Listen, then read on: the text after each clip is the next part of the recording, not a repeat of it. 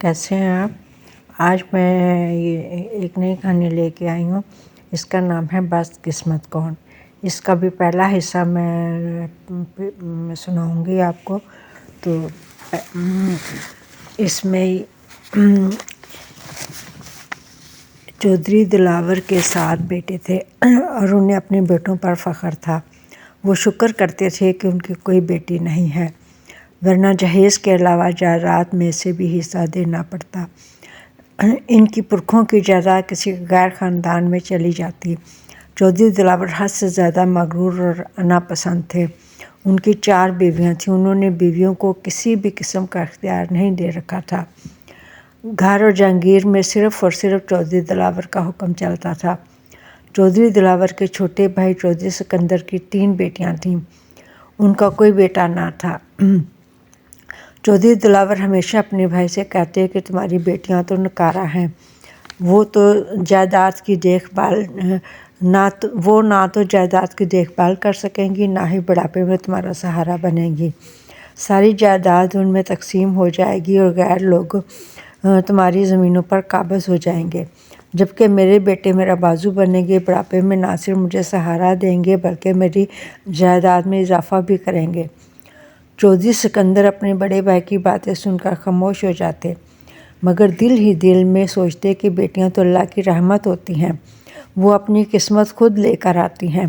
اگر میں اپنی بیٹیوں کو صحیح تعلیم و تربیت سے راستہ کروں گا تو کل وہ بھی میری عزت کریں گی اور بڑھاپے میں ہمارا خیال رکھیں گی. چودھری سکندر اپنی بیٹیوں سے بہت زیادہ محبت اور شفقت کا برتاؤ کرتے تھے. ان کی ہر ضرورت پوری کرتے اور انہیں کبھی کمتر نہ سمجھتے تھے. چودھری سکندر کی بیوی آمنہ بھی بیٹیوں سے بہت محبت کرتی تھی. ان کی تربیت بڑے اچھے طریقے سے کر رہی تھی. انہیں اچھے اسکول میں داخل کروا دیا گیا تھا. ساتھ ساتھ وہ اسلامی تعلیم بھی حاصل کر رہی تھیں. جبکہ چودھری دلاور کے بیٹے آوارہ گلیوں میں پھرتے رہتے. ابھی سے وہ غلط حرکتیں کرنے لگے تھے. لوگوں کو تنگ کرتے اور ان کے گھروں میں پتھر پھینکتے، پرندوں کو پکڑ کر ان کے پر نوچتے، پرندوں کو اذیتیں دیتے، نوکروں کے بچوں کو بری طرح پیٹتے اور ان کی طرف والدین بالکل بھی توجہ نہ دے رہے تھے. چودھری دلاور کا خیال تھا کہ لڑکوں کو ایسا ہی ہونا چاہیے، وہ جو مرضی کریں، یہ ان کا حق ہے. جوں وہ گزرتا گیا، چودھری دلاور کے بیٹوں کی غلط حرکتیں پختہ ہوتی جا رہی تھیں. اب تو وہ چوریاں بھی کرنے لگے تھے اور کوئی بھی غلط کام کرنے کے متعلق ایک دوسرے سے مشورہ لیتے اور پھر وہ کام کر گزرتے تھے.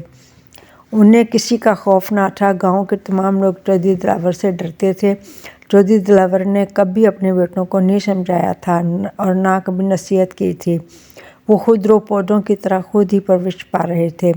ہر چیز انہیں میسر تھی. دولت کی کمی نہ تھی. وہ تعلیم حاصل نہیں کر رہے تھے. انہیں تو بس غلط کاموں کے بارے میں سوچنا تھا اور عمل کرنا تھا. وہ حرکت کرتے جو کسی طرح بھی مناسب نہ تھی. انہیں بات کرنے کی تمیز نہ تھی، نہ ہی بڑوں کی عزت کرتے تھے. جو دل میں آتا تھا کر گزرتے تھے. چودھری سکندر چند دن سے بیمار تھے. انہیں کمر میں شدید تکلیف تھی. چودھری سکندر کی بیٹیوں نے ان کی اتنی خدمت کی کہ وہ اپنی تکلیف بھول گئے. انہیں وقت پر دوا ملتی، کھانے پینے کا خیال رکھا جاتا. حالانکہ نوکر بھی تھے، مگر بیٹیوں نے خود خدمت کی اور چند دنوں کی ذمہ داری اور دیکھ بھال کے بعد چودھری سکندر بالکل ٹھیک اور صحت مند ہو گئے. وہ پھر سے اپنے کام کاج میں مصروف ہو گئے. وہ اپنی بیٹیوں سے پہلے سے زیادہ شفقت اور محبت کا برتاؤ کرنے لگے. انہیں احساس تو تھا کہ بیٹیاں والدین کی خدمت گزار ہوتی ہیں، مگر بیماری کے دوران انہوں نے اس کا عملی مظاہرہ بھی دیکھ لیا تھا. پیارے بچوں، یہ تھی کہانی بد قسمت کون. اس کا پہلا حصہ تھا اور یقیناً آپ کو پسند آئے گا، اور جلد ہی میں اس کا دوسرا حصہ بھی آپ کو سناؤں گی. تو چینل کو سبسکرائب، لائک اور شیئر ضرور کیجیے گا. اللہ حافظ. آپ کی مہر نسیم.